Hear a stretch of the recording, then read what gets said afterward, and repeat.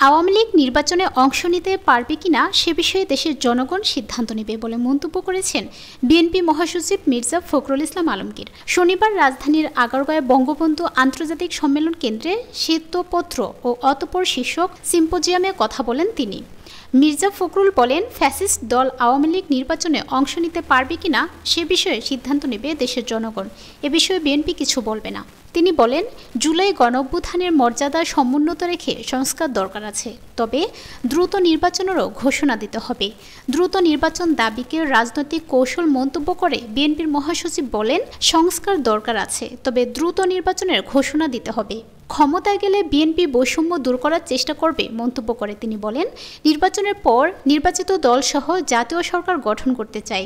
BNP মহাসচিব বলেন, সবাই সত্যিকার সুখী সমৃদ্ধ বাংলাদেশ দেখতে চায়, তবে এটা রাজনৈতিক কাঠামোতে আনতে না পারলে তা বাস্তবে সম্ভব হবে না। বিএনপি থেকে ঋণ খেলাপিরা যেন মনোনয়ন না পায় তা আন্তরিকভাবে চেষ্টা করা হবে বলেও জানান তিনি।